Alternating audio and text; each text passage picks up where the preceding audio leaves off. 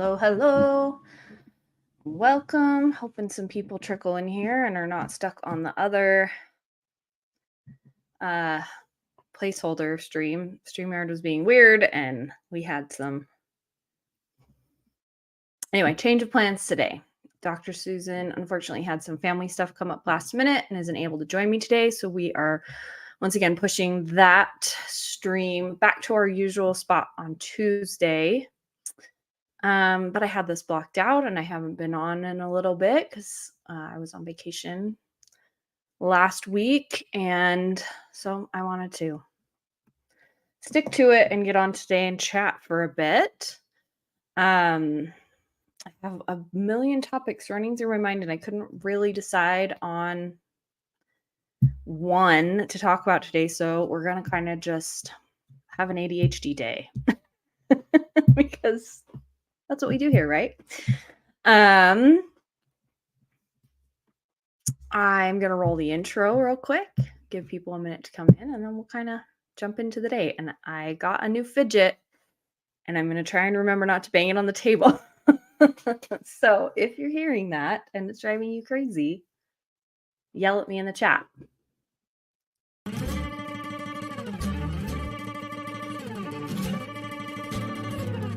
Hi, I'm Nicole, and as you have probably guessed, I have ADHD. I live and breathe all things ADHD in my personal, family, and professional life. I have a background in psychology and special education, and I've gained a lot of knowledge over the years about ADHD, what it really is, how it touches every aspect of your life and the life of your child, as well as a wealth of information and strategies for living with ADHD and parenting kids with ADHD. In this community, we share stories, we learn together, and we support each other as we navigate all things ADHD. Welcome.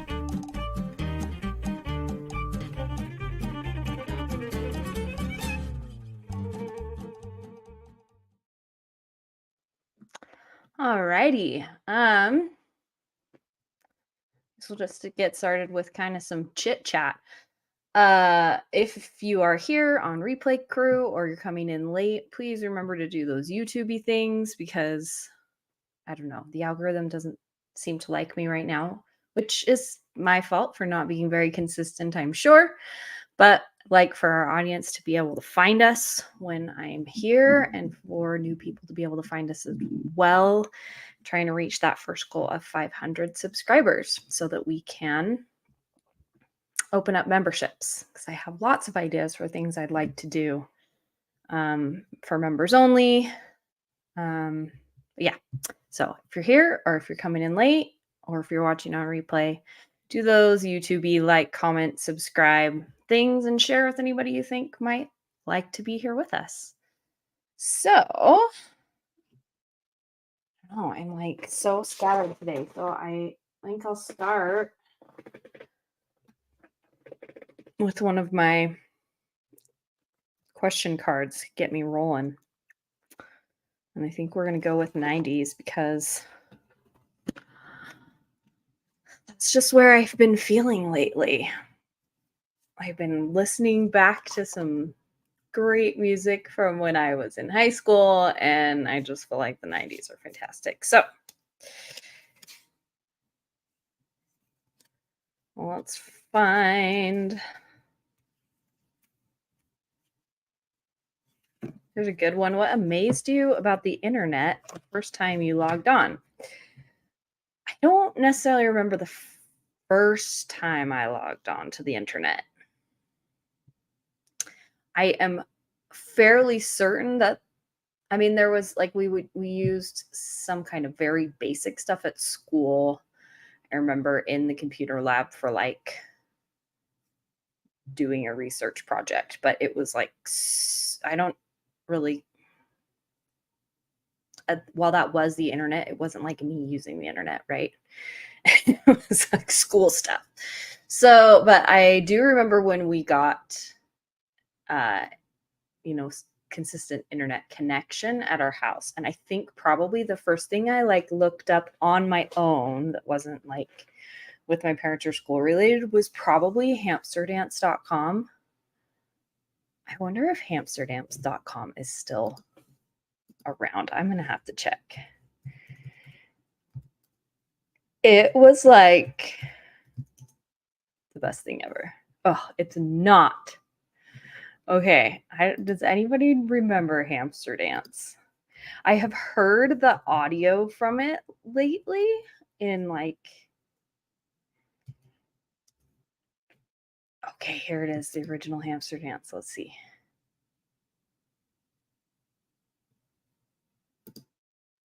Oh, there it is. Okay, I'm gonna figure out how to share this. Except I don't know how to get it to stop. I don't know if anybody remembers this. Okay, hold on. I gotta share this tab.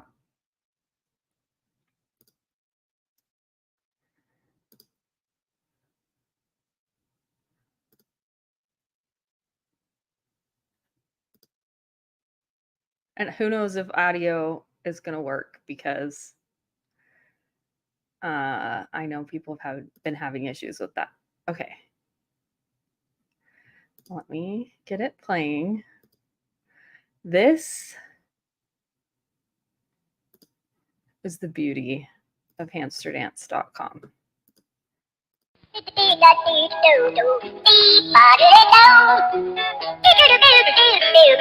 is all it was. This page.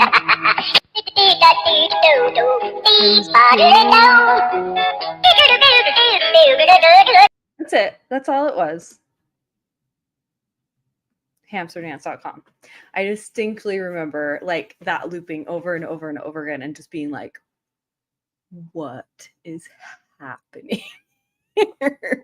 And I definitely was not supposed to be in chat rooms. And I absolutely was. I'm pretty sure the chat rooms I was in were all like related to Napster. I'm not sure when Napster came out, but I want to say it was like my senior year of high school. That was like the greatest thing ever, to be able to get just like one song and not have to buy like a whole CD album. And I started downloading a few things via Napster, and there were some chat rooms there, and I think those are the chat rooms I was in most of the time. Fortunately, never encountered anything too crazy in a chat room. So I was lucky that way. Maybe it was just like when all the creepy people figured out how to prey on kids in chat rooms. But then when I went to college, which I graduated high school in the year 2000. So when we first had the internet, it was like right leading up to the Y2K scare. So, we all thought the world was going to end. All the computers were going to take over everything. And yeah, nothing happened. But my freshman year of college is when I got my first computer. So I was going away to school. My parents got me a laptop for a graduation present. And I went to school in Hawaii. I'm from Utah, so it was far away. It was pre-cell phone. So I did have a dial-up connection, AOL, in my college dorm room. And I don't think anyone could ever call us on our phone line because I was connected to the internet 100% of the time. Continuously running Napster downloads. And probably by the end of the year, I think I had maybe like 100 songs because that's how long it took to download anything. But I have always been very, very into the social aspects of the internet, of social media. I mean, back then it was AOL chat rooms and MSN Instant Messenger, which I used extensively to communicate with people back on the mainland. But not everybody was like as into it. So I had kind of a few people that I would chat with all the time, one of which was my amazing friend, Dan.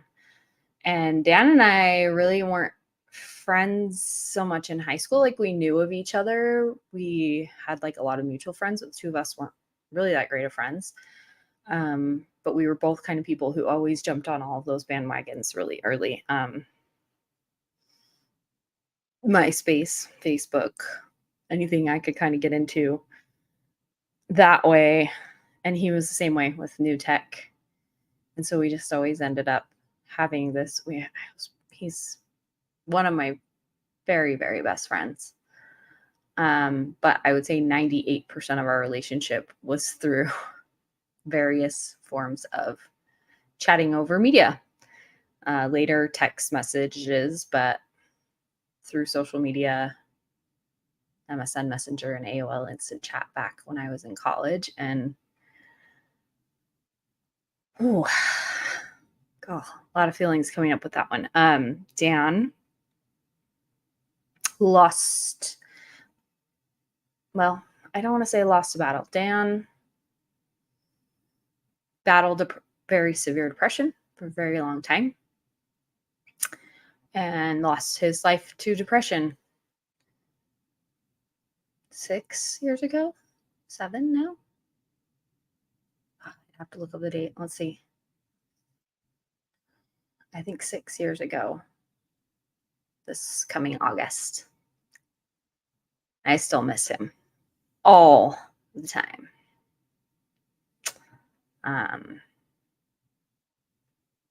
Yeah. Ooh, sorry, that went not where I expected to from this question. It's probably flipped for you. No, I guess it's not. What amazed you about the internet the first time you logged on? I think the thing that still amazes me about the internet to this day, that was the thing that I loved so much about it back then, was the ability to connect with people. And now here we are, right? I have not always had the healthiest relationship with social media. I really enjoy connecting with people in that way. Chatting digitally. I've not always been great in person. Friendships in person have been a struggle for me in the past and still are, as an adult that shifts anyway, especially when you have kids, like you don't have as much time and energy to put into a lot of different friendships. So the friendships that I do maintain are really incredible ones. But I had a very, very difficult time finding my place in the world I think the first time I really felt like I was myself and that people actually knew me and liked me for just being me was in college. And the friends that I made there are the friends that I would say my very best friends that I know will be friends for my entire life. And there's just a handful of them, but that's, I was a kid with undiagnosed ADHD. I was really smart, but bored at school. As many women with ADHD who are late diagnosed and looking back have found, lots and lots of comments about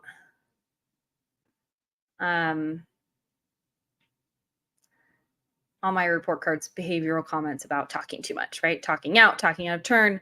That was my story in elementary school for certain. I do remember in kindergarten getting a little star chart for getting my work done without disrupting everyone.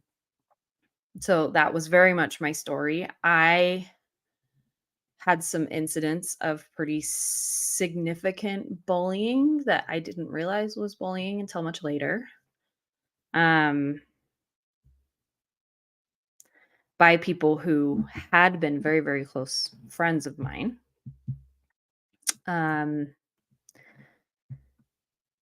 I continually felt like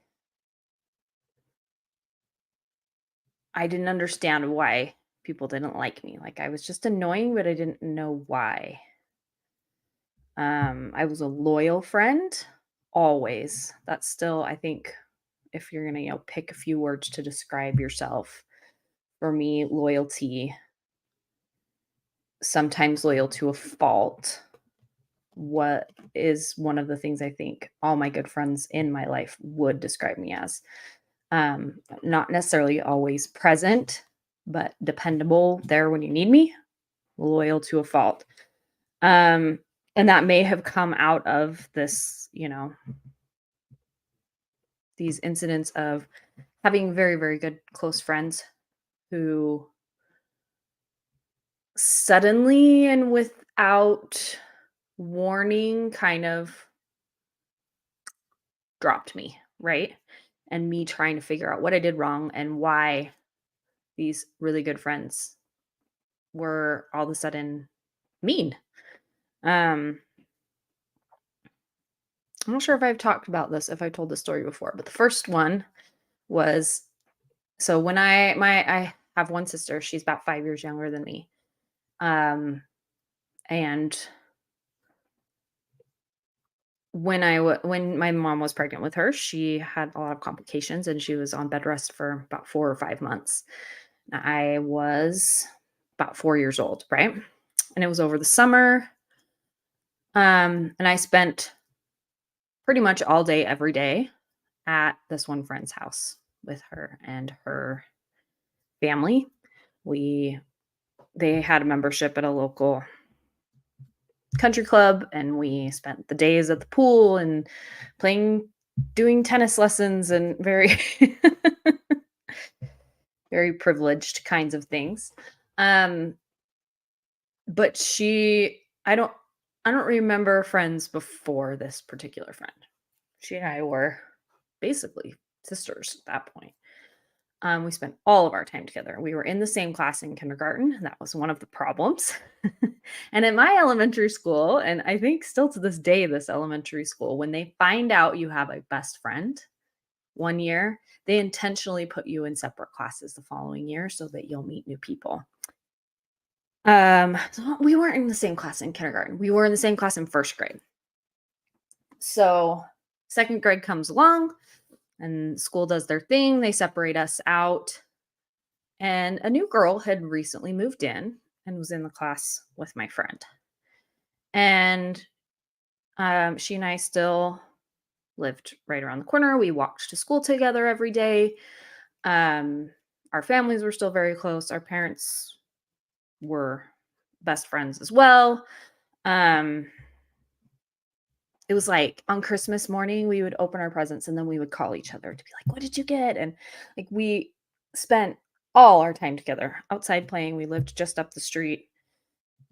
Well, we had lived like up the street a few houses and then we moved down the street and we're down the street a few houses and yeah, we were just and I remember distinctly. So second grade, I would have been 7 or 8 years old. I remember distinctly one day at recess, my best friend and this new girl holding hands and skipping around me at recess, singing, "We're best friends, we're best friends." And I remember being so extremely confused because, like, even though we weren't in the same class and we had been making other friends, and I did have some other friends, like, obviously, this girl was my best friend, had always been my best friend. Um, but I remember desperately just wanting to be like to play with them, like all of us to play together. And I was very much excluded from playing with these two girls. And I don't know like who was the instigator in those two things, whether it was the new girl trying to kind of establish herself. Um, I feel like there was that kind of played a big part of it. Um, but that would happen kind of at recess, and then all of a sudden my friend would leave and I was having to walk home by myself because she had left already, and it was so weird because nobody ever said anything, right? She never said to me like, "Oh, I mean, obviously, like 7, 8-year-olds are not gonna have conversations about it where they're like, "So, I need some space and I'm gonna play with some other people too." It just felt like this solid person in my life had just kind of disappeared. Hey, koala, so good to see you. I'm just chatting randomly and apparently telling sad stories. Really good to see ya. Um, Feel free to share in spaces, get people over here. This stream got a little wonky this week, and I don't think YouTube's showing it to people. But anyway, I remember one day I've been just dying to play with both of these girls. Like I just wanted to be part of it. Um and like my friend, our parents were still friends and they would still like arrange things for us and we would play together or whatever, but it was always kind of had changed from this like automatic thing to like an obligatory thing arranged by our parents. And I just didn't know what was going on. I was just so confused.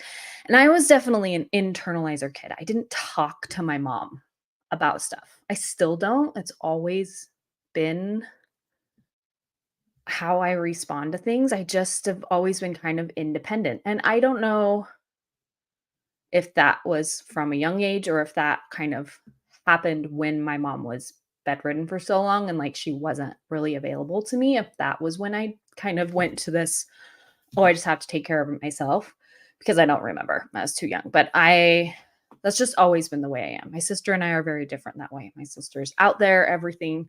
She's an externalizer. I kept everything in. So I never talked to my mom about what was going on.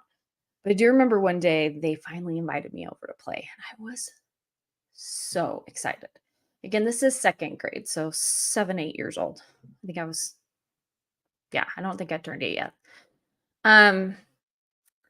And my one friend had a zip line in her backyard, and I loved that thing. And I was out playing, we were out playing in the yard, and the two of them went in and said, "We're going to go in and we're going to make a treat."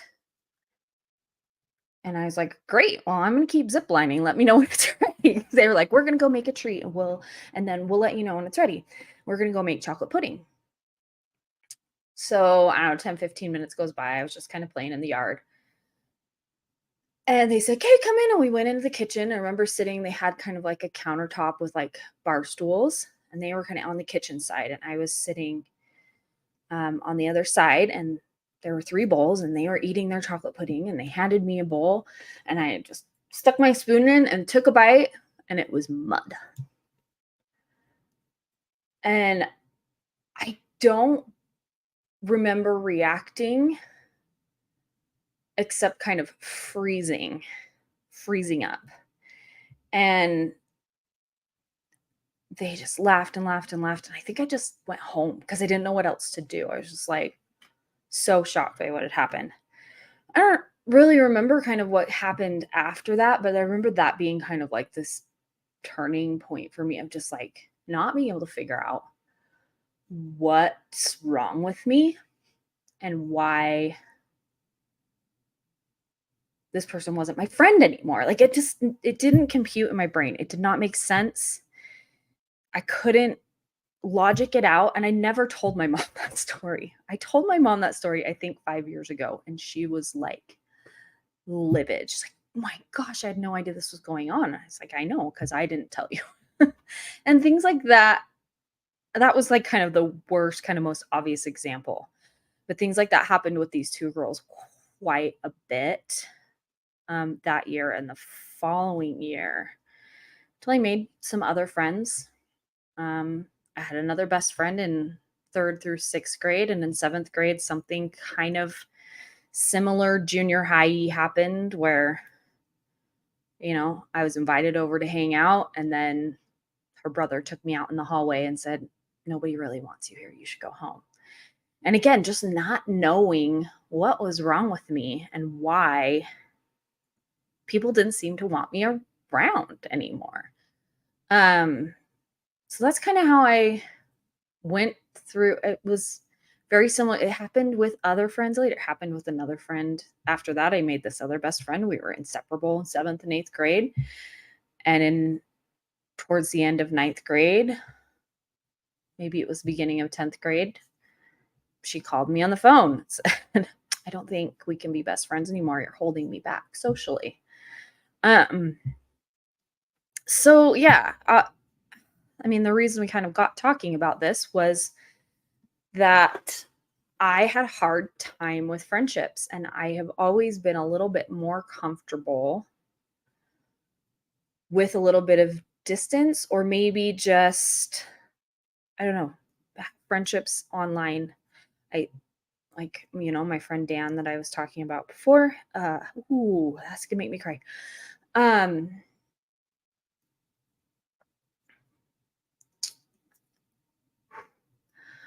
I've always really loved kind of digital friendships, and technology and the way it allowed me to connect with people who understood me and wanted me around. Yeah, this I decided to try to become someone else because no one wanted to be with me if I was myself. I did a lot of that. I did a lot of masking. I did a lot of pretending I didn't care. I held after my sophomore year. Um, I had a really, really good close group of friends my sophomore year. There were 10 of us, 5 girls, 5 boys. We were together nonstop, but I wouldn't say that any one of those people was like my best friend. And a group of 10, is not that kind of tight-knit relationship, right? Like we were together all the time, and I loved that time. It was my when I think of like good high school memories, it's that year that I think of. I loved it. Um, but that group kind of fell apart because some of the girls and some of the guys started liking each other, and it got dramatic. And so that group I stayed friends with everyone in the group. Um, but the group kind of fell apart. Um, Still, some of those people from that group I would still consider my very best friends to this day. Some of them I did have a little bit of falling out with. Maybe not falling out, but just like stepping back with. Um, but I definitely at that point started holding people at a bit of an arm's length and feeling like I couldn't really be myself and not really knowing who that was either. And that's normal at that time, right? Junior high, high school, nobody knows who they are. And relationships and friendships are really hard. And I did not know that I had ADHD. I knew I was smart. I knew I could get away with not doing the homework. I knew I could do everything at the last minute. I knew I could have taken all honors and AP classes and passed them all. I didn't. I didn't take the classes that I didn't want to. I didn't take any advanced history classes because I thought history was boring. Um, so I took the super easy classes where there like was almost no work to do and got A's because they were, I don't know. I had been in like accelerated and honors slash gifted programs my whole life. So being in like a regular ed history class was, and the particular one that I was in was like the biggest joke. We just watched movies. We watched the entire series of Roots in that class in 45-minute increments. It was like took like 3 or 4 weeks. It was crazy. But I just never quite felt like I fit in. I started dating, but I dated nobody in my high school was really interested in dating me. I don't know. They just knew me from when I was little. And that could have partly been me thinking like, oh, everyone thinks I'm annoying. Nobody likes me here. But I had connections through some sports activities with two of the other local high schools. So all my boyfriends went to different high schools. I was 17. I was dating a guy who was 20 in college. My parents did not like that. But that definitely made me feel like, oh, see, I'm just too mature and too cool for high school a little bit. So I got a little bit of that out of it.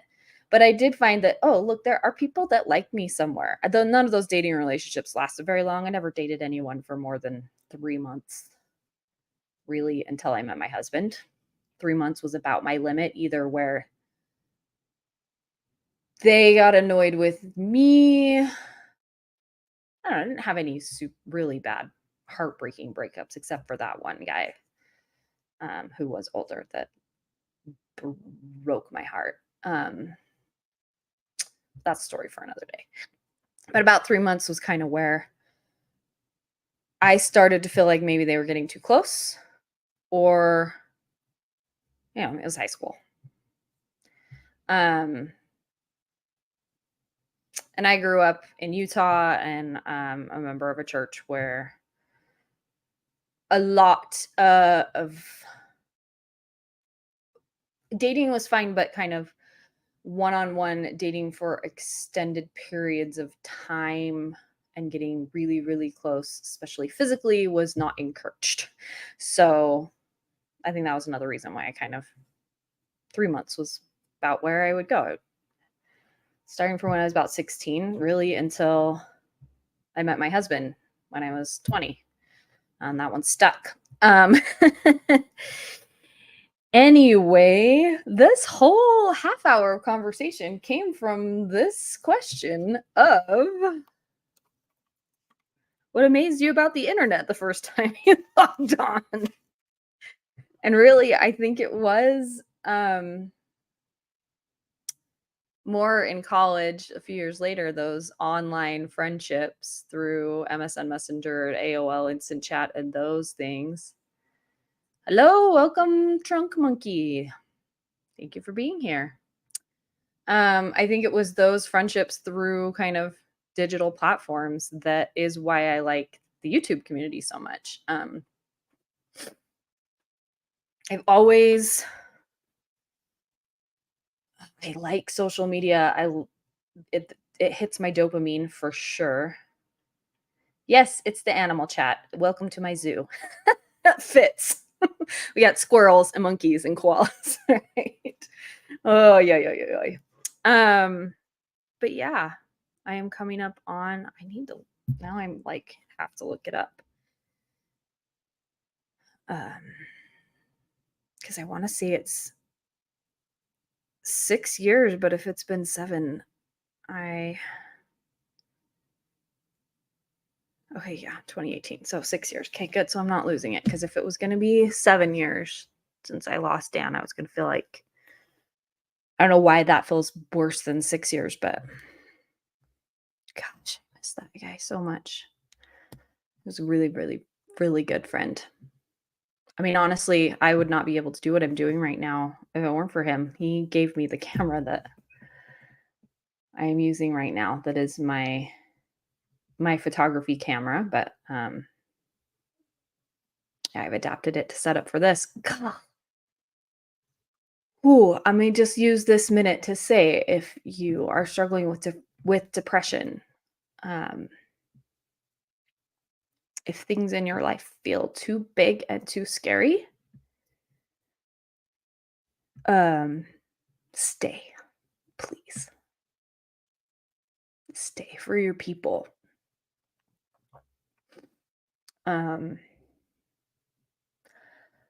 I did not get to say to Dan in person how much he meant to me. I think he knew. I hope he knew.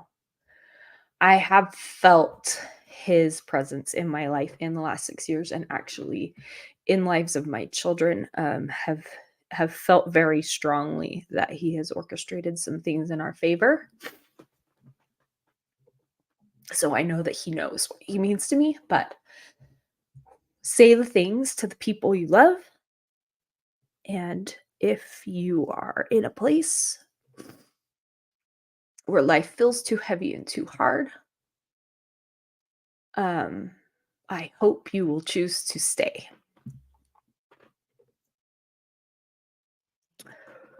Whew. Okay, let's move on from these depressing topics we've talked about. Whoo, some deep stuff. Okay. Blah. I'm like afraid to pick up another card. These are supposed to be like lighthearted, and that just led me down a whole path. Whew. I'm gonna need to go eat a Kleenex. Okay. I am going to just pause for 1 second, and go grab a Kleenex and not make you hear that from me for a minute. So hold, please. I don't even have Charlotte in for you to watch, because she is in helping my son. But maybe that's something lighthearted we can talk about. We can talk about Charlotte for a while, because and that is another thing that I definitely feel like Dan helped orchestrate for us, was Charlotte. So let's talk about Charlotte when I get back. I'm going to go grab a Kleenex. Hold, please. Let's see. Should I put some music on while we'll do this one for a second?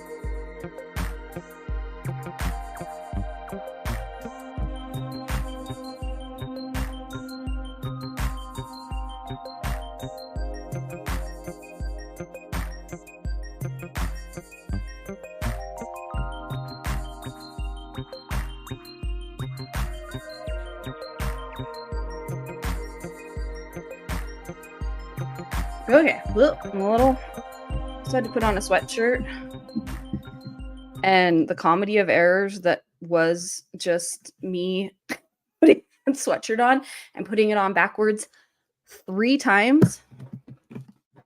Apparently, that's where we are right now. It's that time of year. Holy moly. Like, legitimately, it just took me 4 times to put this sweatshirt on the right way.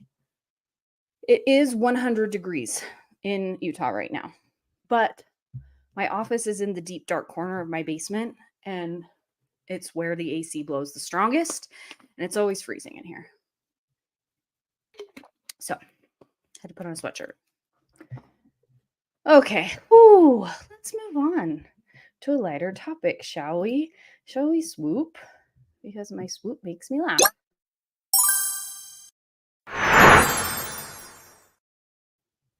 Okay. We're going to talk about Charlotte. Okay, so let me see if she's available or if she's still working with my son. Hey, where's Charlotte? Are you still doing good with her, or do you want me to take her? Fine. Okay, call her back. I can't take you anywhere right now. But if you want to go over to the skate park, you could.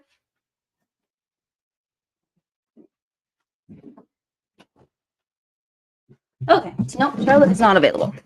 Let's see if I can find a good picture of Charlotte. There,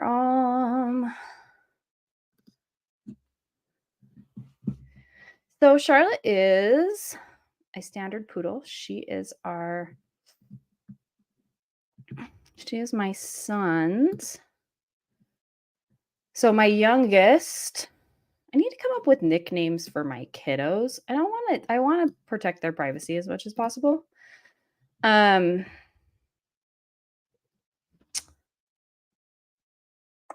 So I don't know if you have any ideas for like things to call my kids. I'm referring to them. Charlotte is for my youngest, who has ADHD and autism. And first of all, I guess we'll just talk about, well, I'll put a little picture up of her. My brain, you guys, I'm struggling, but you know me, I struggle.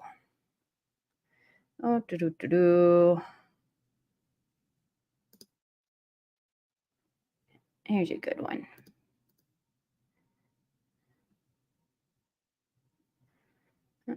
If I can get it to open.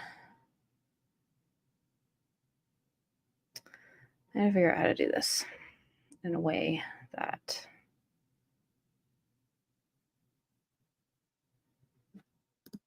Sorry, I'm figuring out how to add pictures to the screen.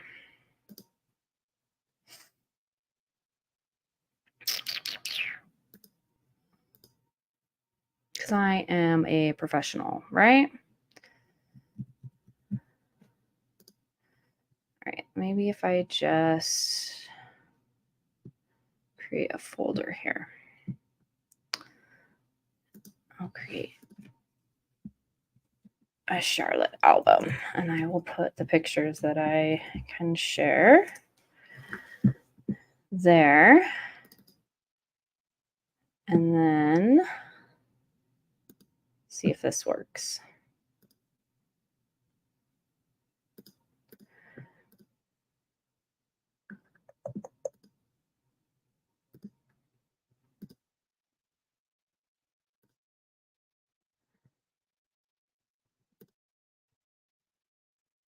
All right, there's Charlotte. That's probably not the best way to do this because there's still information on the side there. I'll figure out how to do that. But for now, that's Charlotte. Charlotte is a phantom coloring standard poodle. What do my kids like? My kids like all kinds of things. My youngest likes Legos and Star Wars, and I don't know, his special interests change from time to time, but video games. Hi, what's up? Hold on 1 second.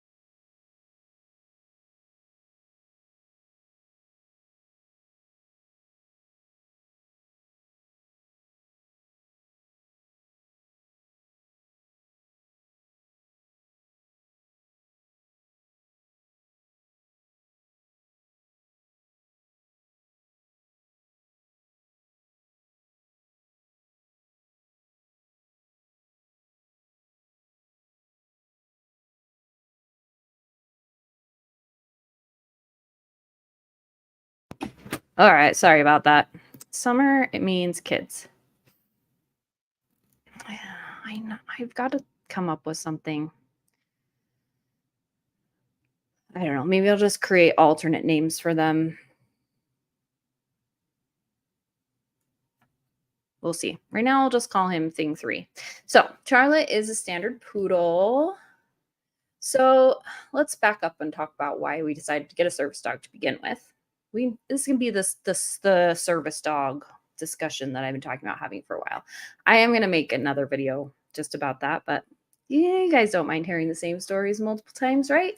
It's different every time I tell it. So in 2020, we started thinking about looking into a service dog for my youngest because he has a lot of sensory needs. He was not diagnosed with autism at that point.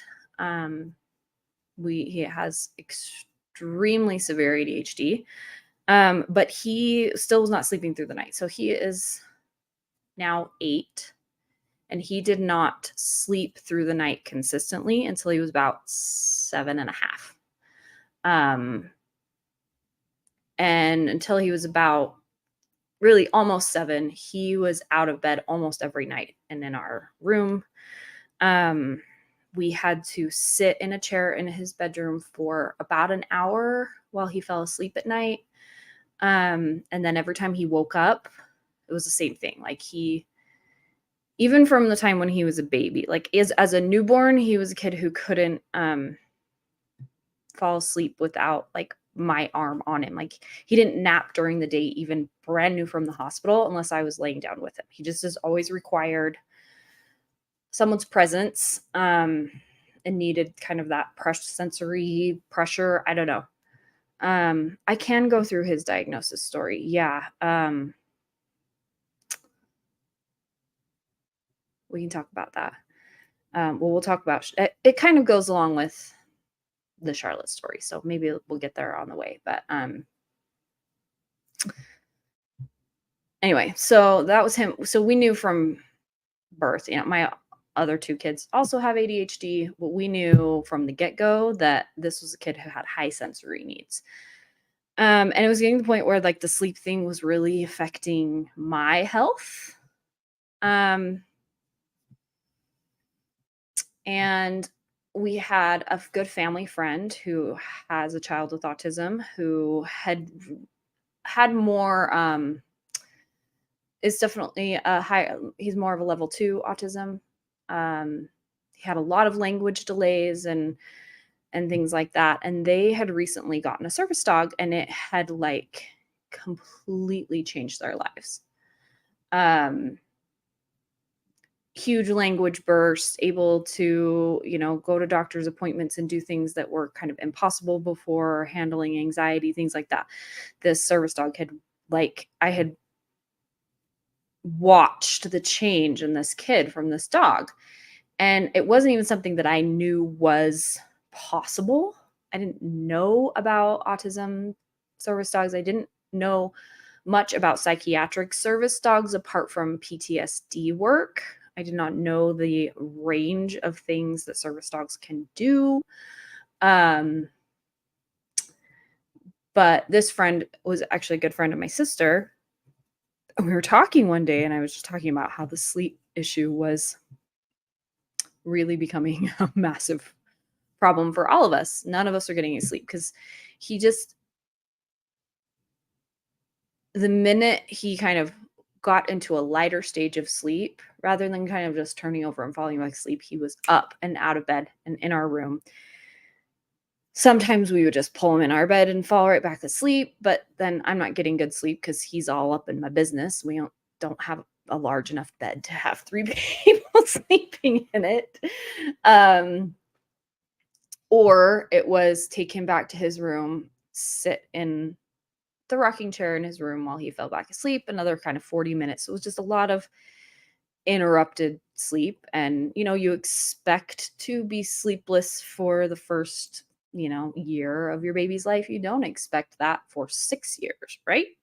You expect at some point to be able to get a good night's sleep again. And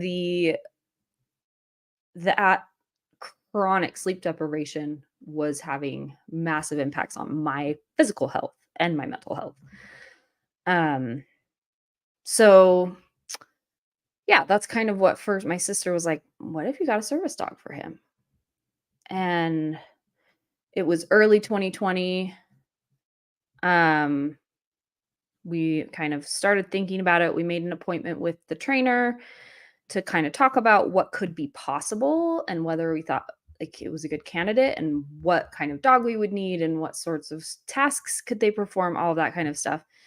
And we had that phone call set up for like mid-March of 2020. I only remember that distinctly because I remember it had to be switched to Zoom because it was right when our state shut down and no one was going anywhere, because he was going to come to our house and kind of do an evaluation, but we ended up talking over the phone. And it just felt like it was what we needed to do. But at the time and we were like, oh, look, we're going to be home for a few months. The kids are not going to be in school. It might be a good time to get and train a puppy. However, it was cost prohibitive at the time. We were fortunate in that our business, I don't think we were out on our own yet. No, we were not. My husband was working for another clinic, but he really only had a couple weeks off of work, and then he was able to go right back in doing telehealth and had very little disruption in our income in 2020. We were definitely blessed that way through the pandemic, that he actually got busier. Since 2020, people seeking ADHD and autism diagnosis has only increased. I think there was a big, TikTok actually spread a lot of information. A lot of adults are got information and were seeking diagnosis. There was a huge increase in diagnosis during that time. Um, Also for kids, I think with kids doing school from home, a lot of parents started to see what was happening with their kid at a different level and realizing how much their kid was struggling with schoolwork things. So, yeah, diagnosis in general increased quite a bit. And then access to telehealth was a huge factor for a lot of people who, you know, didn't have access to good resources or the ability to kind of go to a doctor's appointment whenever they wanted previously. So, yeah, that's a topic. In fact, I should write that down for, I think, maybe a short form video. Um, the effects of the pandemic on ADHD and diagnosis. Because, yeah, it's kind of different, it actually impacted in a positive way. No diagnosis. My son 6 was in speech therapy in kindergarten. In his report cards, they kept saying he had a hard time focusing on a task and whatnot. Okay, yeah, we'll talk about that in a minute. Yeah, because all of my kids had kind of a little bit of a different process to diagnosis, so we can certainly talk about that. So, yeah, we just couldn't afford to get the dog at that time. It is an extremely expensive process. Um, all told, with getting the dog here, and doing all of the training, it was probably been, I think it was about $10,000. Maybe a little less than that. But I mean, if you consider all the cost of getting a new pet, right? You're good. You're good, Koali. We do interruptions here. I'll just get myself back. Yeah, it's an expensive process. And then vet things, and she's going in to get spayed next week, and that's an expense, right? So, and that is the cost to get a dog yourself and self-train, right? There are organizations that will provide dogs fully trained. There are programs that you can apply for assistance for service dogs. There are places that will place fully trained dogs in homes, but those typically have multiple year wait lists. And you have to meet certain qualifications. And so we decided that the best route for us was to get a puppy and self train, with the aid of trainers, but do the training privately rather than get a dog fully trained. Also, because of the kind of work that she does, having her raised in our home and with my son was kind of part of that, like, bonding process, right? Some dogs that are trained for certain work, that piece of it is not as critical, but a lot of psychiatric service work, they have to be kind of trained on the individual. So, yeah, that was kind of part of it. So that was 2020.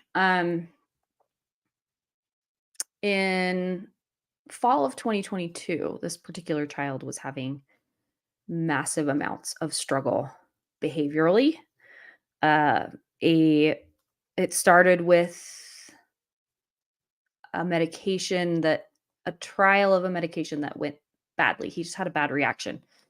Um, it led to a lot of aggression, and then we kind of got in this pattern of really aggressive behavior. There was one point when we were considering whether or not he needed to be hospitalized for a short period of time to stabilize. It got really, really rough. And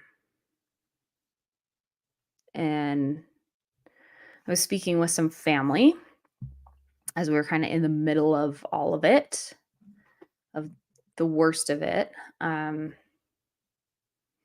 trying to keep everyone safe and trying to figure out how to help him because everything we were doing was not working. And like, we do this for a living, right? My husband is a clinical psychologist who specializes in neurodevelopment. Like, we're supposed to be the experts in this area and we do not know what to do next. And so I was talking with some family and expressed, gosh, I really wish we could get a service dog for him. Um, oh, I'm gonna cry again, man. It's a crying day, I guess. A member of my family felt very strongly, and had a spiritual impression that it needed to happen. And whew, she gave us the money. Not all of it, but a substantial the money to get the dog in to start training. And right around the time that I, out of the blue, got a very large check in the mail from this family member, a breeder that I had reached out to, I don't even remember when. Like, I don't know how I found this person. They don't live locally. I think the name of her like breeder Instagram page sounded very similar to like a city that is near, like a suburb that's nearby. And I think that's maybe how I found it. I was looking for that city and this other breeder came up because she is from Ohio. I don't know how I found her. But I was looking, we had decided when we had that discussion with the trainer in 2020 that the best breed of dog for what we needed was going to be a standard poodle for a number of reasons. One, we needed a larger dog to be able to do deep pressure therapy and some tethering and anchoring tasks. So we needed a dog that was bigger.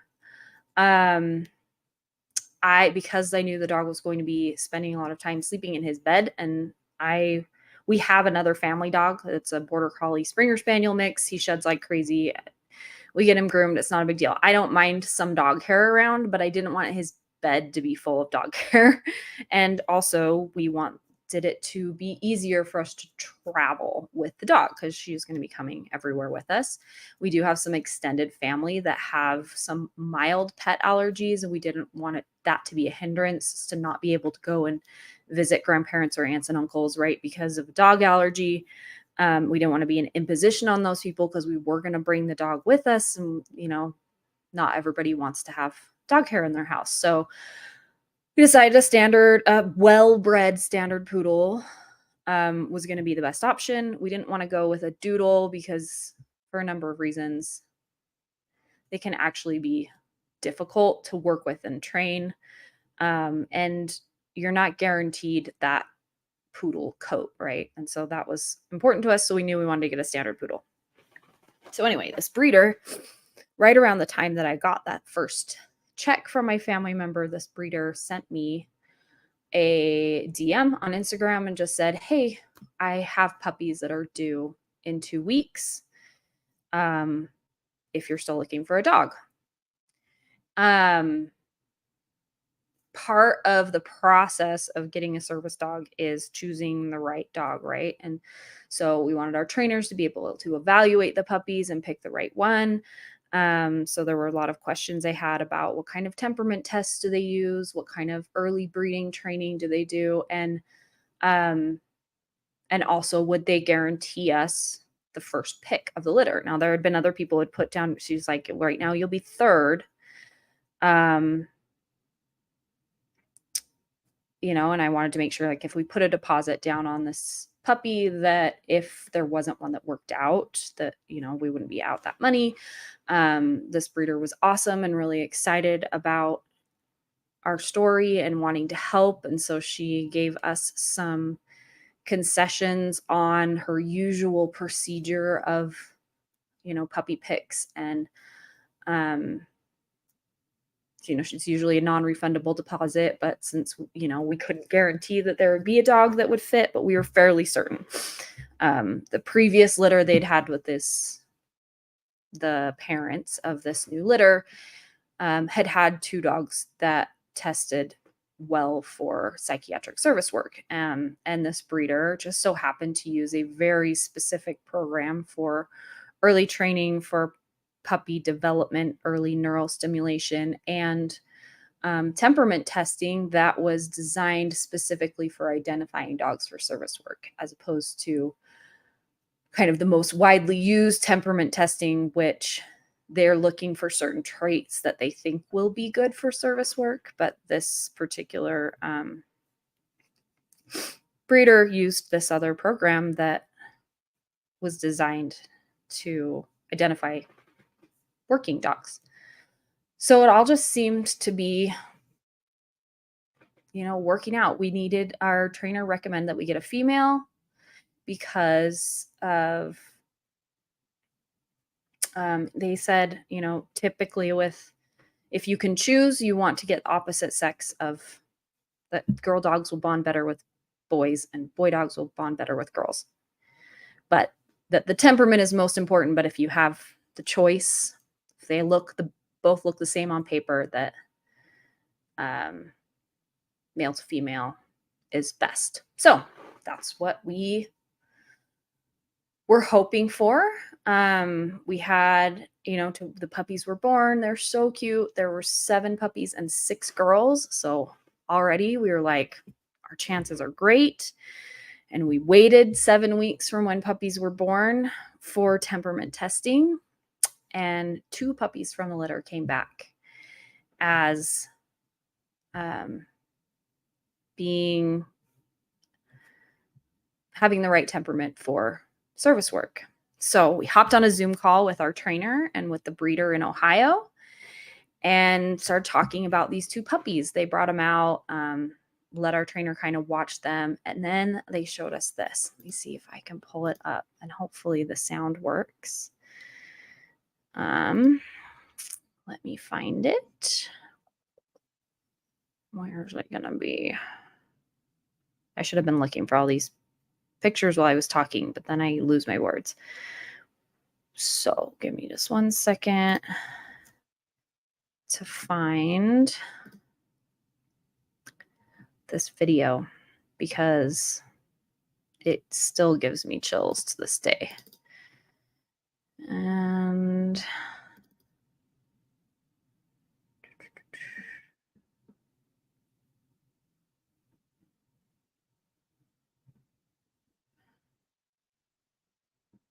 where is it?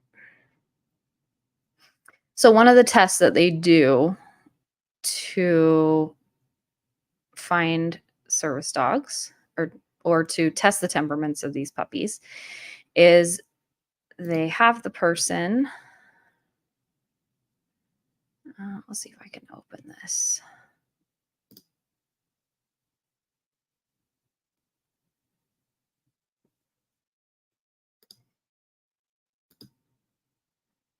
I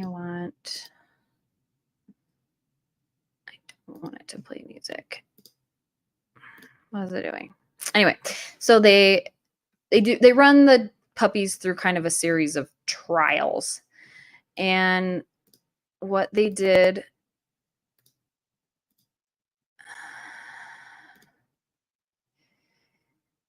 okay, that'll work. Pause it for right now. So one of the trials that they do with the puppies is they have a person who the dogs don't know, have never met before, come in, lay on the ground and kind of throw a fit, roll around, cry, hit the floor, kick their legs, that sort of thing.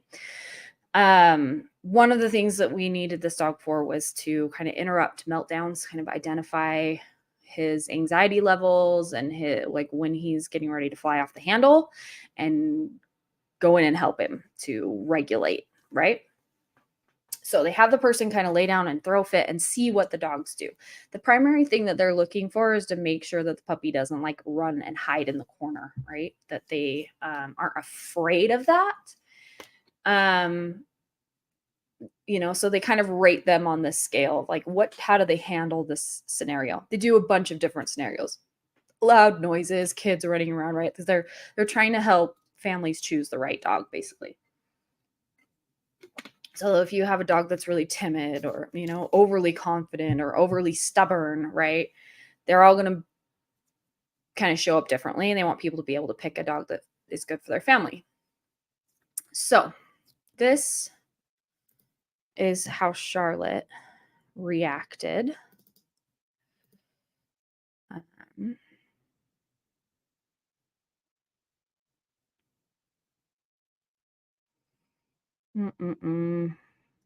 Crap, where did it go? I had it set up as a little slideshow, and it went away.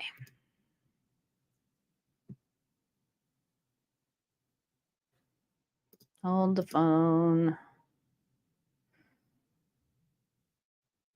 Okay. All right, it should be fine. So I'm going to share this. Oh, that's awesome. We are always here for body doubling, RK. Yeah, you bet. Have us on in the background, body double. Let us know what you're doing if you need some support in getting some work done. I highly encourage people to write in the chat what they're working on while they're here. As my brain. Okay. Hopefully this works and you can hear the sound. Let me know, because I know StreamYard's been having a hard time with sound. So I'm going to add this over here, push play. Can you hear it?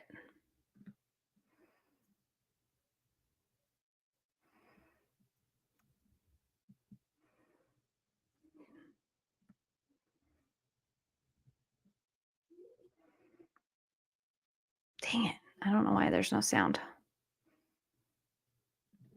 Well, really the only sound is this person crying, going, that's the only sound. But if you can see Charlotte here, I'll go back to the beginning so you can see again, because this blew us away. So this gal's laying on the ground, and she's just like yelling and crying and kind of throwing a fit, right? Now, again, most puppies will they want a puppy who will kind of at least be curious about what's going on. You can see right there, she's licking her hand. She's trying to crawl underneath. Can you hear me?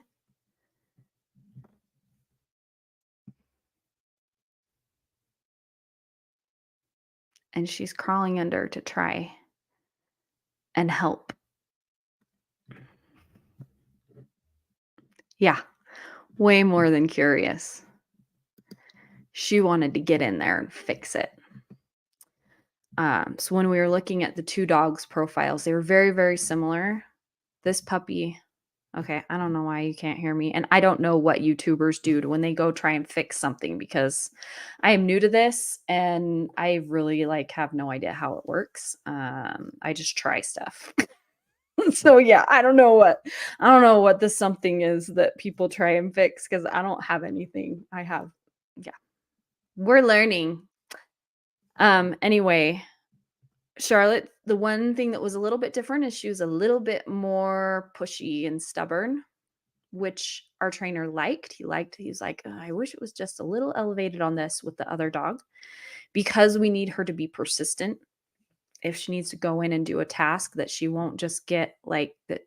If you brush her off, that she won't give up. She'll keep going in.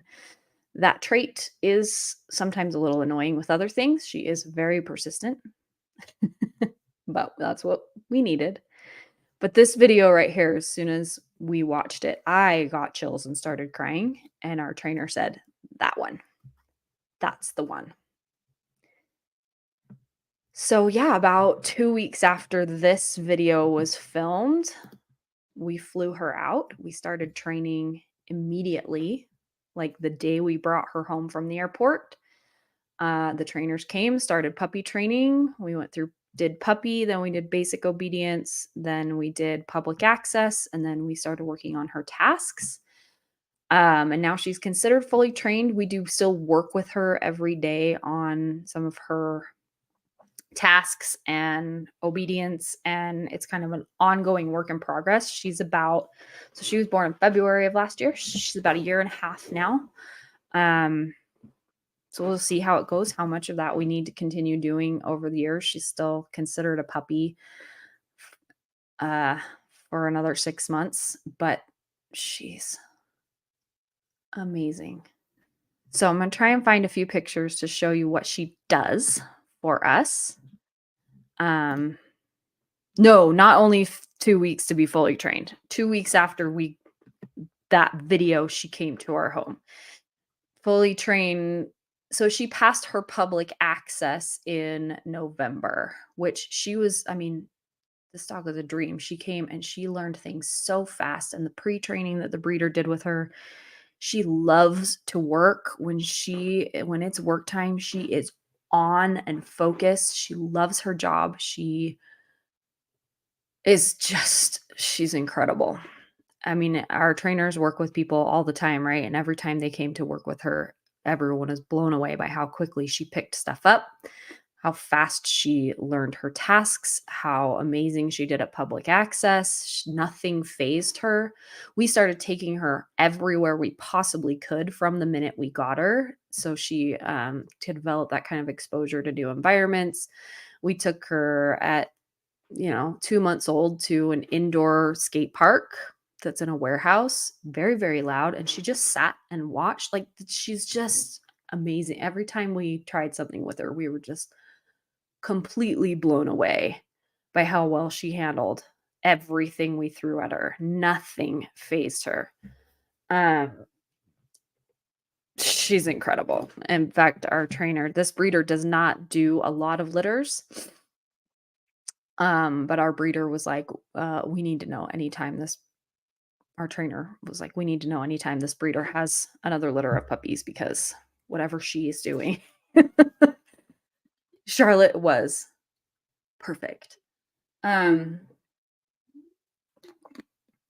really all felt very miraculous, the timing of it. The fact that this dog was so perfectly suited for what we needed. I can say I am a religious person. I can say without any hesitation that I believe that she was sent to us, miraculously brought into our lives by God and angels. And because there's just no other way that all of the stars could have fallen in line so perfectly. Yeah, she's incredible. Incredible dog. Whether you believe it's the universe or karma or whatever, I believe it's God. But this dog was absolutely brought to us and brought to him.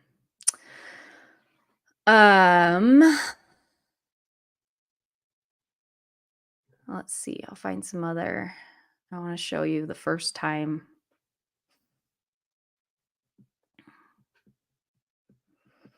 The first time she did her job before she ever even really knew what her job was. When she was about 4 months old.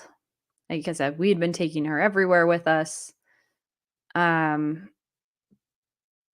My son really has always struggled with doctors and dentists visits. Sensory wise, it's a lot. Anxiety gets really high for him. Dentist visits in the past. Let's see, I found one, so I'm going to add this to the album. He would run away. Like, he would get super anxious. I don't want to do it. He wouldn't open his mouth. He would run across the dentist's office, hide under a chair. I'd have to eventually climb in the chair and hold him down. Like, once they started, he was okay, but going to the dentist to get his teeth cleaned would take an hour to an hour and a half. At 4 months old, we were just into kind of basic obedience training with Charlotte. We had just learned the command place, which means go sit on that thing and stay there till I tell you to get off. And we went to the dentist and we took Charlotte with us. And let me share this photo. Where did that album just go? There it is. So here's Charlotte at 4 months old.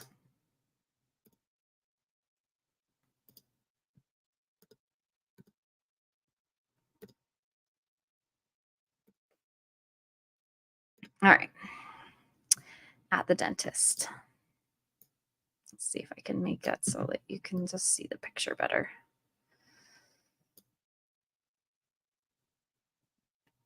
So we just told Charlotte, place. She hopped up on that dentist chair. The chair went up and down, all the sounds, all the things. This is a 4-month-old puppy. 4 months old. Like, it still blows my mind. And we got in and out of that dentist in 20 minutes. And I cried. And that's when we knew that this was going to work. Yeah.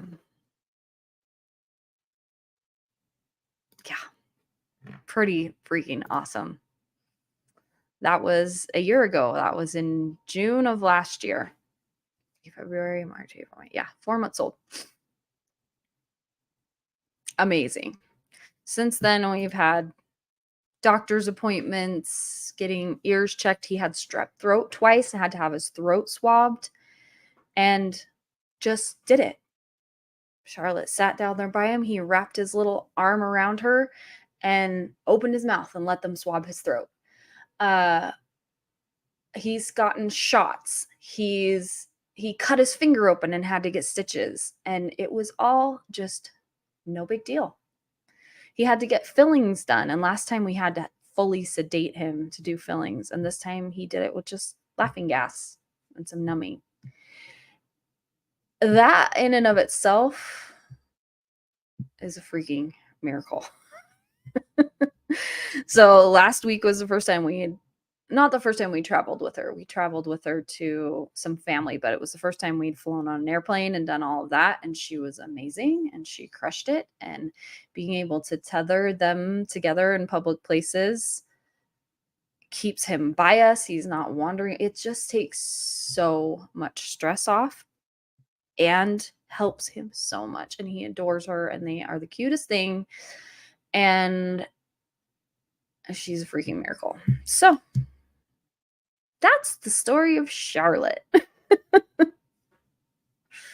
We love her so much and she does incredible things, and I will continue to share more of the amazing things that she does as we go on, because yeah, service dogs for the win. Okay, I got this new fidget. I have a collection of things at my desk that I play with my hands because, we have ADHD. I've wanted one of these for a long time. I got one for my son a few years ago. I don't like the regular Nitos. They're too squishy. This is the Nito Ice Cube, and it's been out of stock on Amazon forever, and I was super annoyed. And then when I was at Walmart picking up some things for our trip and getting things for the kids for the plane, I saw that they had some, and I got one, and I freaking love this thing.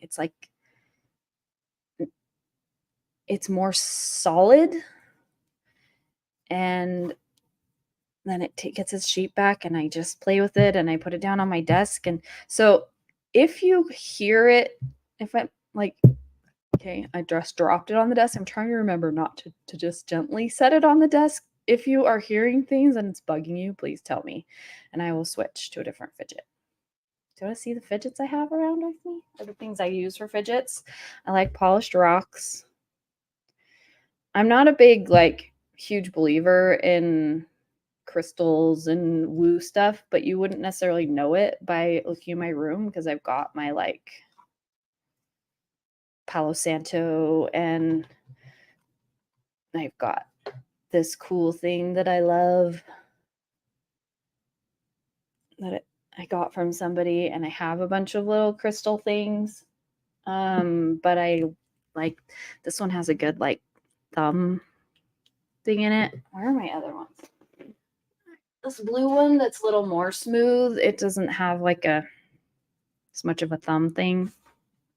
I also have these. These are kukui nut shells that we found on the beach in Hawaii that were empty. And they're like the perfect little thumb hold. I have those. Yeah. I don't like a lot of like standard things that are actually made to be fidgets. I do love this Neato ice cube. But I have always liked having a smooth rock. And I have a lot of like sea glass is another thing I really like. All my sea glass is upstairs. I'm obsessed with the ocean, so anything I can collect from the ocean. But I have a lot of like smooth rocks from the Pacific Northwest. But yeah, anyway, fidgets. So, oh, koala, I'm about to get to your question. So let me know when you're back so we can talk diagnosis stuff. In the meantime, I'll show you what other things I have in my office that I like. I can't reach it. I have a jar of sand from Hawaii. Yeah, I just have like random things that I play with. I like pens, and these little guys are fun little fidget topped pens. These I got from Rad and Happy. She doesn't do them anymore, but I have found other brands on Amazon that have similar, like this is one that's from Amazon. I did a llama on it. And this is an erasable pen. And you know, I like have the woo things. Like I have essential oils and stuff. I'm just like, I'm a very East meets West kind of gal. Like I use essential oils. I do yoga, but I'm also a religious person, and I kind of incorporate it in the way that uh I don't know, in a way that I feel like aligns with my spiritual beliefs as well.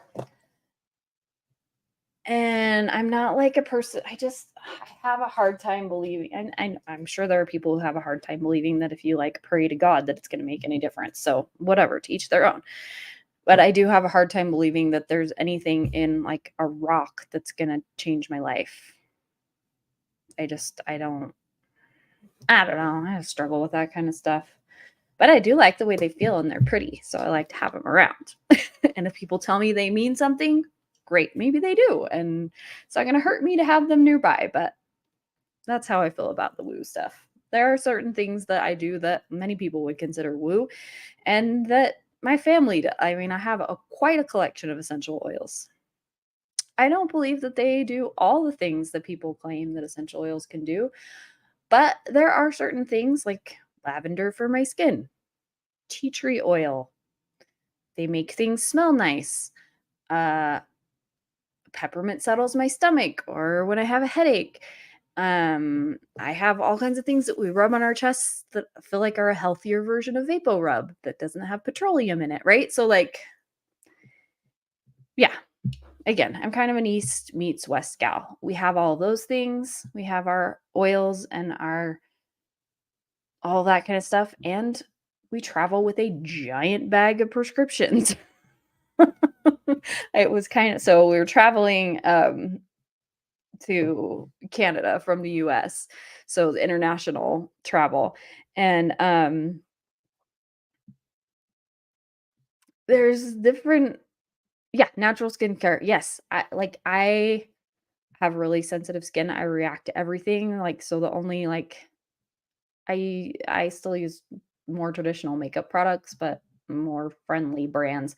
But as far as like my skincare, like I I use an oil cleanser that's all essential oils, and then like a serum, and I don't put so it's like again, very East meets West. The things that I don't necessarily believe that essential oils can do much for. Again, it's very similar to kind of how I feel about like crystals and like lighting candles and I don't know, like some of that other woo stuff. Like I like candles because they smell nice and I like the light that they produce, but I don't necessarily anyway, that's a whole other thing. But like some of the essential oil emotional and like I don't believe that I can like rub frankincense on my feet and have it cure cancer, right? Like I think frankincense is great and I use it for breath support and I use it to support my immune system and but I don't think it's like if I get an infection then I need an antibiotic. Right? Like that's where I am on those sorts of things. Like I have quite a collection in my bathroom. It's like 5 shelves worth, all the oils. I like them. I pick them up for certain things. I am not a believer in the like,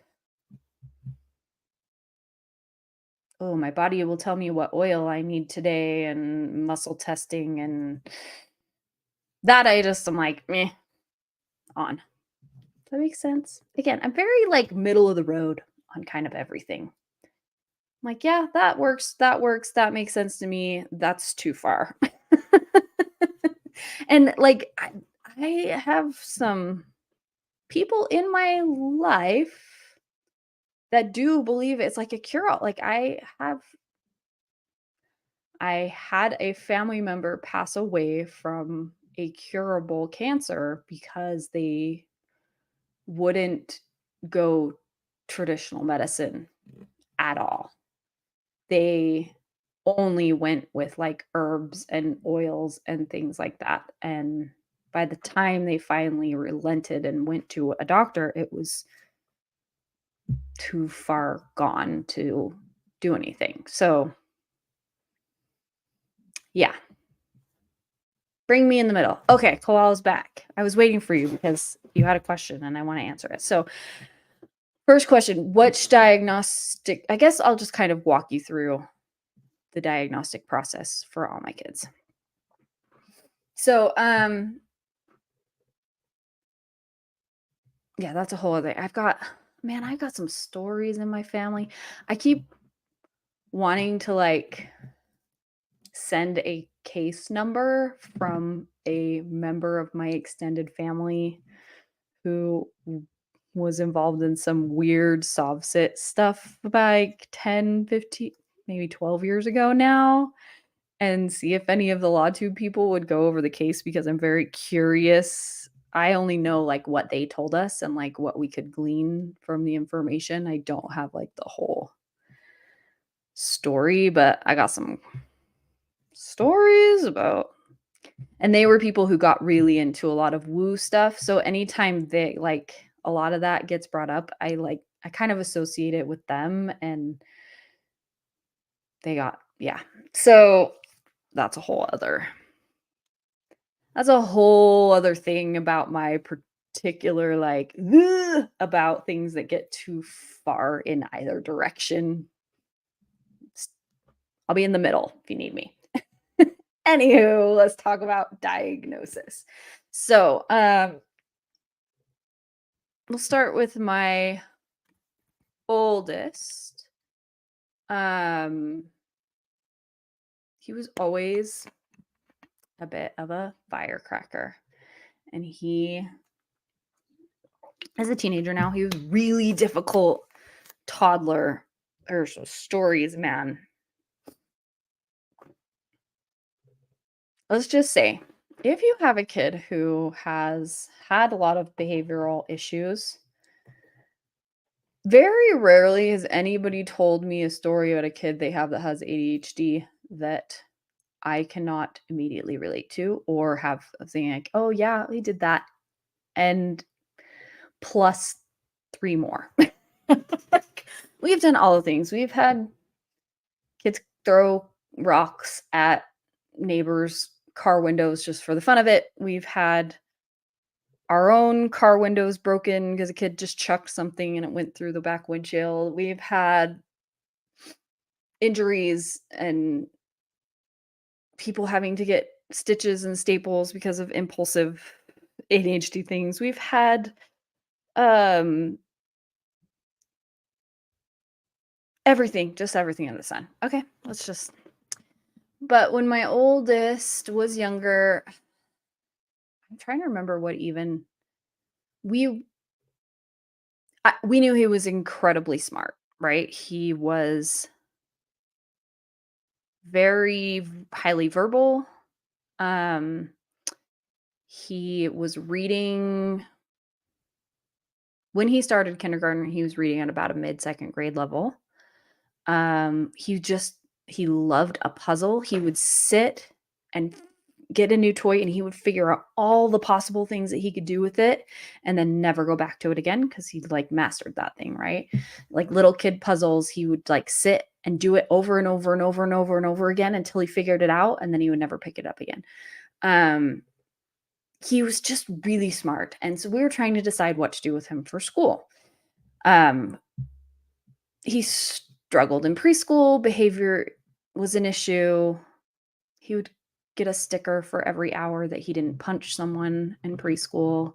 He went to preschool 3 hours, 3 days a week. If he got 3 stickers, then he would get a Happy Meal on the way home from preschool. If he got 2 stickers, he would get a fruit snack in the car. And most of the time, he did not get 3 stickers. So that's where we were with this kid, right? Like we knew he was really smart, he was really tough, but he responded fairly well to behavior systems, but he just the people who got to like his preschool teacher loved him. Like she still writes him letters. She like the people who took the time to get to know him adored him, but he was hard. And it's basically still that way. Like you can see past some of the surface behaviors. Kid has just the best heart and he's clever and funny and sees things in different ways. Um, but he was tough as a little tyke. We do have my father-in-law was a child psychologist. So we were going up to visit and we just asked him to do a little bit of testing so we could determine whether or not we wanted to have him to try and get him into the gifted program uh, in our schools. Just trying to figure out where to send him for kindergarten. The school district we were living in at the time had gifted programs that started in kindergarten. Shortly before he started kindergarten, we moved to another district that did not have uh, a gifted program. Their gifted program didn't start till third grade. But we just were trying to make good decisions, knowing that like a typical classroom environment wasn't really going to work for this kid. So yeah, we had his grandpa just do a little bit of testing to kind of give us an idea. It came out very similar to what we thought it would be, which was he's incredibly smart, off the charts, fast processing speed, great working memory, which are not necessarily hallmarks of ADHD. It's very common for people with ADHD to have slow processing and struggle with working memory. He does not have those are great strengths for him, which helps him a lot. And then we had him kind of give us an idea of whether or not he thought that ADHD was in the picture. Now he was he was not even 5 yet. He was 4 at the time, so it was pretty early to be able to diagnose.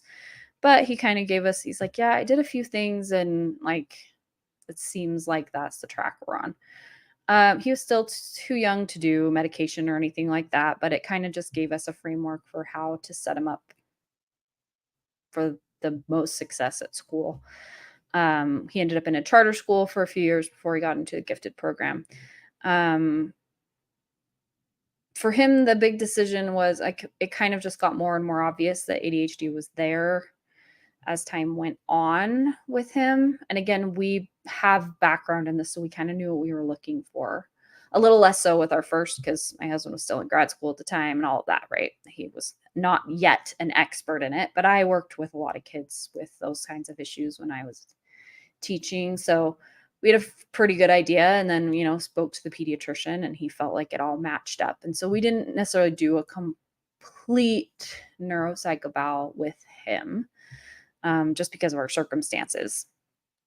The time that we decided it was time to start medication was one of those instances where um, little brother kept getting injured, right? Big brother would throw a rock over his head and little brother ended up with staples. Or he'd walk by and kind of pushed him and he fell and broke his nose on the stairs. Like nothing that was intentional. It was just these little impulsive acts that then ended up impacting other people. And it got to the point where we were like, okay, we've been putting off medication and trying everything. Like we did the whole complete elimination diet. Um, it had very minimal. It helped a little bit with some of the hyperactivity. It did not help with impulsivity at all. And it was so difficult to do. And I felt like such a mean mom being like, oh no, everyone's having a cupcake and here's a dye-free gummy bear. Like, like, here's a frozen Go-Gurt instead of a popsicle. Like, I just kind of felt like it was so hard. And he was a kid who didn't eat a ton. He was a little picky with what to eat. So like the benefits of radically changing the diet that much did not outweigh how difficult it was to do. So we decided it was time to try meds. And the first week, like he came home from school, the first week he was on meds and immediately, and he had like created this like word cloud thing. It was like so creative and sweet. And he had made it for me and it was heart shaped and it had all of these like, it's like, these are all the words that I love about my mom. Like it was, and I just went, I felt he came home happy for like, and not frustrated, just like actually felt like he could do it. He had gotten to the point where he was so he was depressed. He was had laid on a park bench and watched other kids play for 45 minutes because he just felt like there was no possible way for him not to get in trouble. He was just in trouble all of the time. And yeah, I felt really bad for making him wait so long before giving him that help that he needed. It was a process that I felt like we needed to go through for ourselves, to get to the place where we felt like, okay, um, we are willing to try medication. We were concerned about some of the side effects and definitely didn't want to just jump to meds as the first option, right? We wanted to try some different things and see what progress we could get. I felt awful for making him wait as long as we did. So, kiddo 2's ADHD presented very differently, but it was about in first grade that things started to get, again, he started getting trouble constantly. And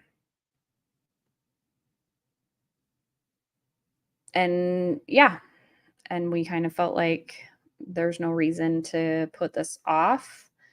Um, Again, we kind of knew just because of what we do and who we are and my husband's job was, we didn't do much formal testing with him. We just did diagnosis through the pediatrician and then went straight to the psychiatrist. We started meds with a pediatrician for my oldest. As it got a little bit more involved and complicated, we switched to a pediatric psychiatrist. So we were already going to one and it just made it really easy.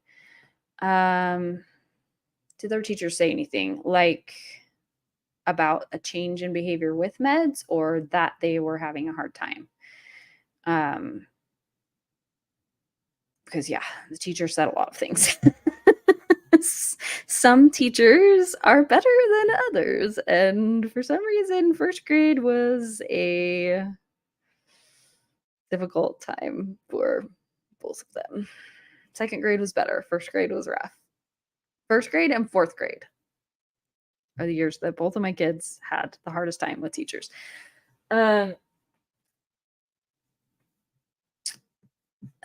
So here's maybe I will, if you're looking at possibly getting diagnosis for a kid, let me kind of share what the typical things that we do here are and why people come in for testing to our clinic. So teachers are not going to. Okay, so I mean, this is obviously in the US. Teachers are not allowed to diagnose. They are not allowed to suggest anything medical. They're not allowed to tell you should get your kid tested. Um, they might kind of talk around it and be like, oh, some kids have done this, that, and the other, but they legally cannot suggest anything medical to you. And if they are, then they're out of line. However, teachers do see patterns of behavior and have worked with a lot of kids. So it's a tricky spot. But here's the things that we kind of will see with kids that and things that are coming home from school that might make you think, oh, maybe I should go get tested. Now, here's how I feel about testing.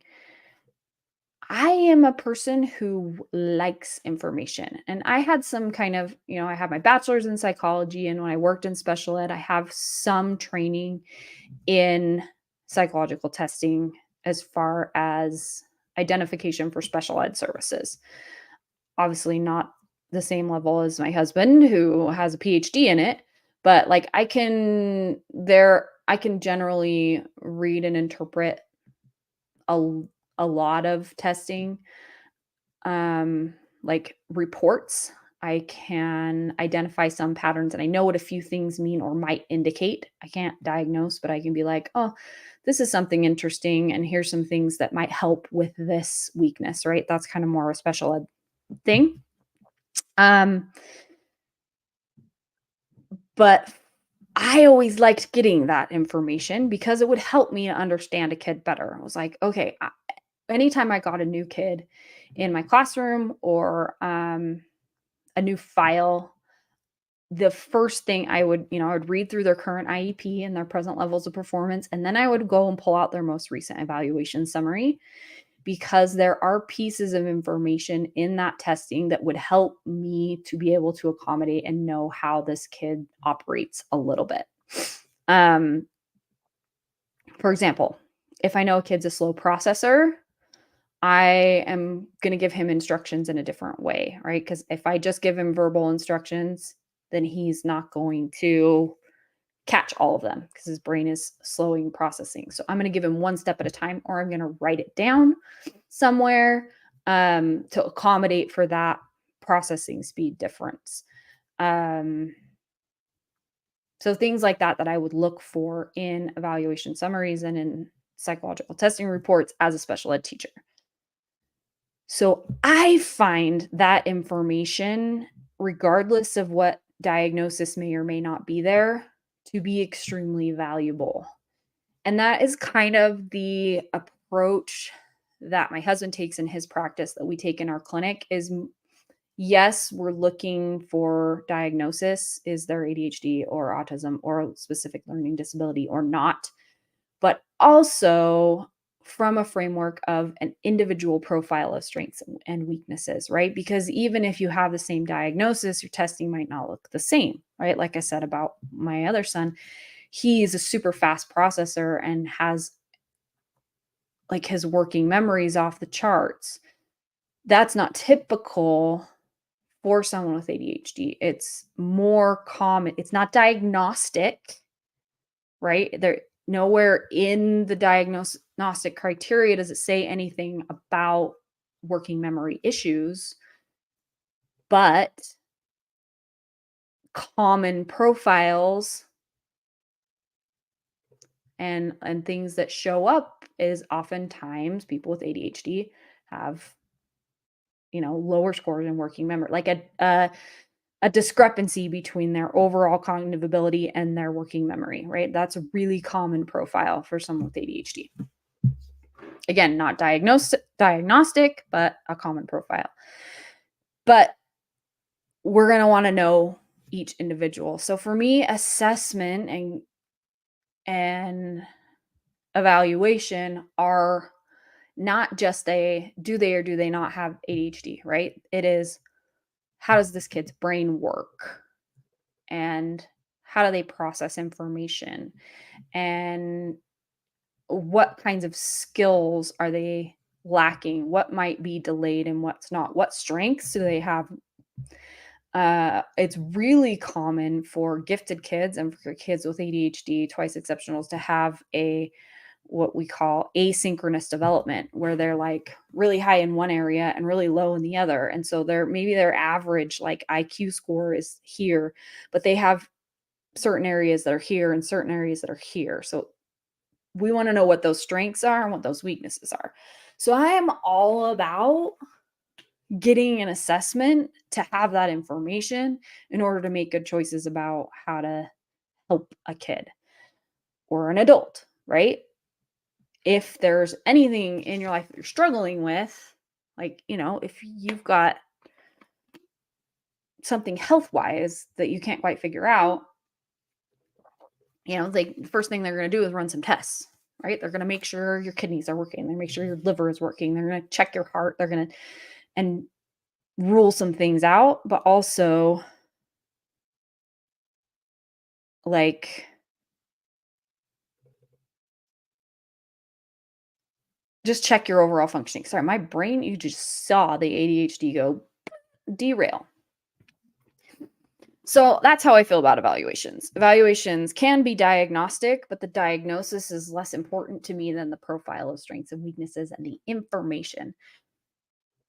Assessment and evaluation is just information. It's a piece of information to help you figure out what's going on. And so, if a kiddo's struggling at school and teachers are saying, he seems to be distracted, he seems like, okay, it might be ADHD. It could be something completely different. It could be an auditory processing disorder. It could be, it could be something, he could be bored because he's off the charts smart. Like there's so many things that can cause certain behaviors that for me, I just want all the information I can get.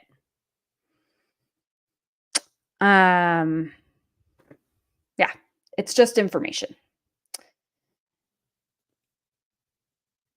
So, I don't know. Did I answer your questions? Let me know if you have any more questions about that koala or if there's something else I can answer. Okay, this right here.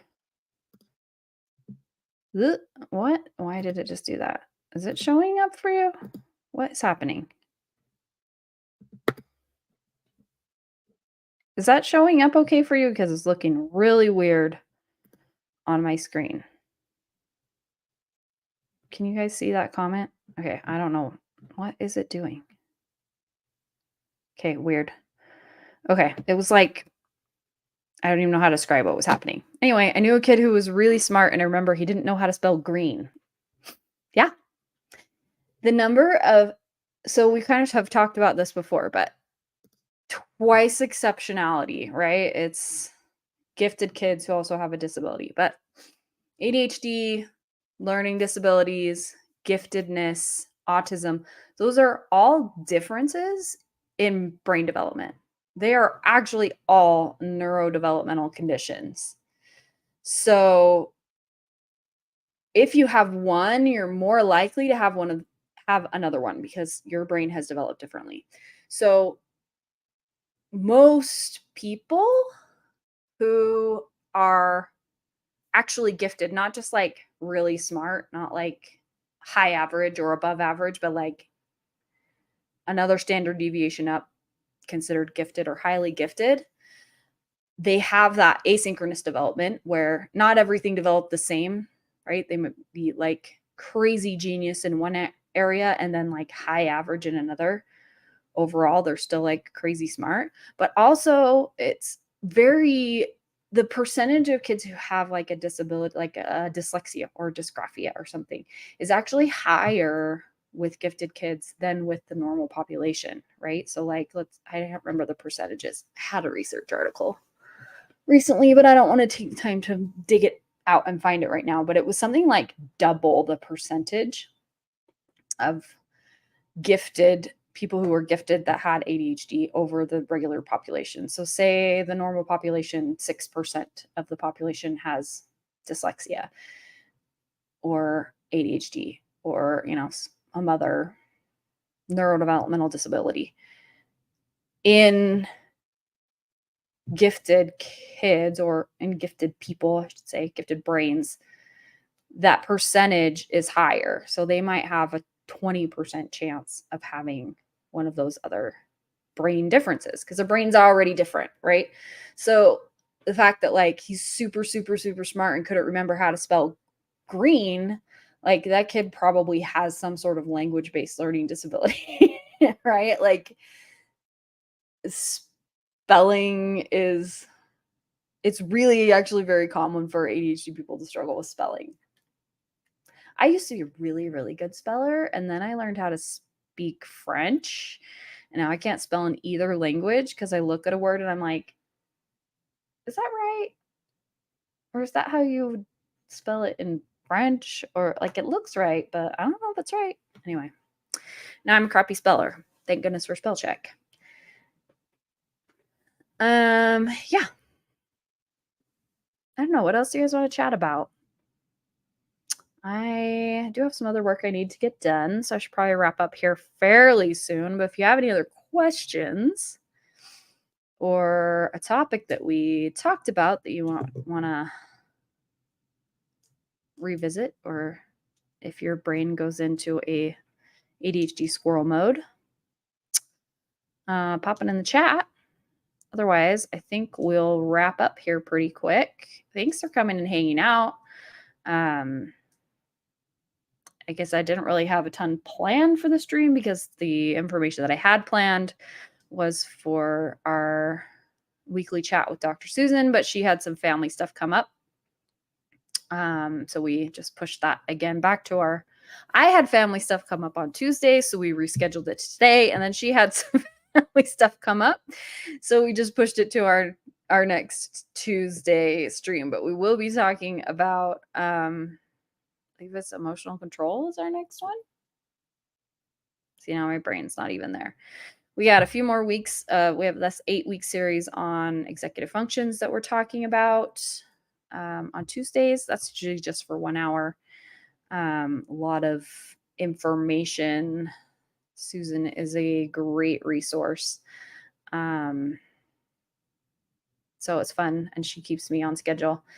And then we'll probably just stick with that being regularly scheduled on Tuesdays for the next month, with possibly me popping in for a random stream when I can.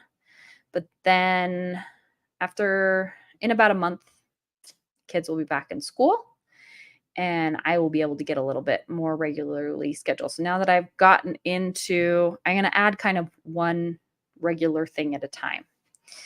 I did put a poll in the community. If you haven't gone over there and voted on that poll, I'm trying to fight my ADHD urge to do all the things or none of the things. I'm trying to gradually add to my schedule and get into some routines and showing up more regularly. So right now that has been the Tuesdays with Dr. Susan. And then I'm going to add one more thing to my week in about a month. And then once I get that kind of regularly established as a habit, we'll add something else. So my poll on the community page is what is the thing you would like to regularly see next? Is it a weekly random tangent stream like this where we just kind of chat about whatever? What is all our current hyper focus? Diving down into those some sort of things and just kind of chatting about life and what is going on and just whatever. Follow the dopamine and follow the squirrels. So that's one option. Another option is shorter pre-recorded videos on topics. I want to do those. I am struggling with a mix between imposter syndrome and wanting it to be perfect before I send it out, and narrowing down ideas and only talking for a short period of time. But I do want to do the shorter kind of 20 to 30 minute, maybe pre-recorded. The other option is a weekly article review like we've done in the past, or just find, an interesting article to go over. Or I think the other one I did was was research, going over latest research articles, and that could be done pre-recorded or live. Live is a little easier for me to just sit down and go right now, but yeah. But pre-recorded might keep me on track and less rambly, so they could be shorter. So if you haven't voted in the community poll, please go do that so that I know what you guys want to see next. Those are all things that I hope to add. Oh, and then there was an option for the weekly body doubling, more structured body doubling streams, where we do like a work session and then chat and then work and chat. People love growing with you, being an OG. Don't worry about changing things up. I voted on the poll. Gonna go. See you later. Thanks so much, RK. I hope that people like being here. I want to build a community. That's my goal. But I want it to be things that people want to see. And so, yeah, those are options on the community poll. Go vote there. Remember to like the stream, share in your other spaces so people can find us, do all those fun things to get people here. And thanks for hanging out with me today. I know that we will be back. The stream should already be up. I don't know. The communication between StreamYard and YouTube has been weird for me this week. Like, I wasn't seeing the stream set up. Anyway, you don't need to know about that. Edit, Nicole.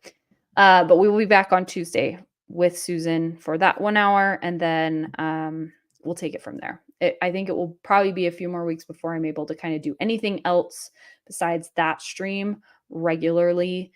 I am going to try and put up some more shorts. They may be clips from other videos, but I have a few other things that I have filmed that I just need to get edited and posted for shorts. But yeah, I think it's probably not going to be till my kids are back in school that I can add another thing. Yeah. So that's where we are. And I am going to wrap up. I'm going to play the outro, and I will see you all on Tuesday or the next time I see you. If you're on Replay Crew, you are very loved, and thanks for being here. Please comment, put a question, or just say a thumbs up, anything in the chat, so that YouTube likes us, and we'll show you the next time I have something up. But thank y'all for being here, and let me get my outro up, and then we will see you next time. Bye, friends. Thank you for watching. If you haven't already, please like, comment, and subscribe to the channel. This video is not a substitute for counseling, psychotherapy, medical, or mental health care. The information and advice shared here should not be used in place of any form of diagnosis, treatment, or therapy. Information provided here does not involve diagnosis or treatment of medical or mental or psychological disorders. If you feel the need for professional support, please seek a local professional in your area. This video is for educational and entertainment purposes only.